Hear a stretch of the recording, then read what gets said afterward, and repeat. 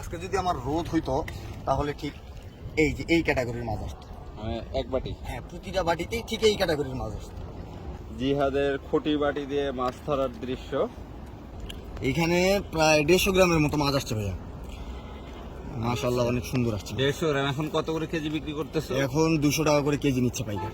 200 টাকা পড়ে যাচ্ছে মাছ। রাখো। জিহাদের খুঁটি বাটি দিয়ে মাছ ধরার দৃশ্য। মোটামুটি আলহামদুলিল্লাহ ভালোই ধরা পড়তেছে আজকে।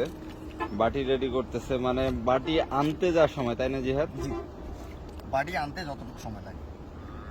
আচ্ছা, কিন্তু মাছ আটকা খাইতে সময় লাগতেছে না, বাটি আনতে যাওয়ার সময় লাগতেছে।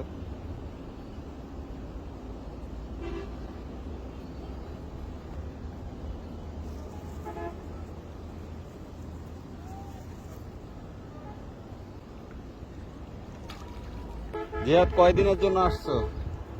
3 দিনের ছুটি নিয়ে আসছি। 3 দিন? হ্যাঁ, ছুটি নিয়েছি 3 দিন, একদিন অ্যাবসেন্ট করবো। 4 দিন? হ্যাঁ, ওটা 4 দিন কাটাবো। যদি বৃষ্টি আসে তখন তো মাছ ধরা হবে না তোমার? না, বৃষ্টি আসলে তো মাছ ধরা হবে না। বৃষ্টি আসলে জিহাদের মাছ ধরা হবে না, তো বৃষ্টি 4 দিন না আসলে ভালো হয়। আসলে এখানে বিষয়টা হয় কিরকম, নদীতে মাছের ক্ষেত্রে উজান বাটির একটা খেল থাকে। হ্যাঁ, মাছ কখনো মানে স্রোতের বিপরীত পাশে মাছ চলে, মাছ স্রোতের সঙ্গে কখনোই চলবে না। স্রোত যেদিকে যায় মাছ তার বিপরীতে যাবে, যার কারণে দেখেন আমি এই যে প্রথম, দ্বিতীয়, তৃতীয় 3টা খুঁটি দিছি, আমার স্রোত যাচ্ছে এই দিকে, যার কারণে ওই খুঁটিটাতে সব থেকে বেশি মাছ, ওই দিক থেকে মাছটা আসতেছে, ওই খুঁটিটাতে সব থেকে বেশি মাছ, তারপরে এইটাতে একটু হচ্ছে, আর শেষের খুঁটিতে যায় একটু কম মাছ। আচ্ছা, এবার এভারেস্টে ধরতে গেলে 3টা খুঁটিতে আমার প্রায় 80 গ্রামের মতো করে মাছ আসতেছে। আর 3টা খুঁটি মিলে 80 গ্রাম না একটাতে? একটাতে 80 গ্রাম করে আসতেছে এভারেস্ট করে।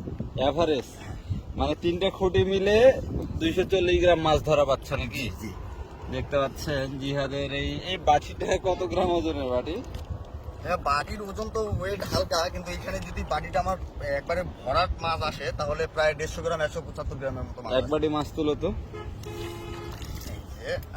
আজকে যদি আমার রোদ হইতো তাহলে ঠিক এই যে এই ক্যাটাগরির মাছ আসতো। এক বাটি। হ্যাঁ, প্রতিটা বাটিতেই ঠিক এই ক্যাটাগরির মাছ আসতো।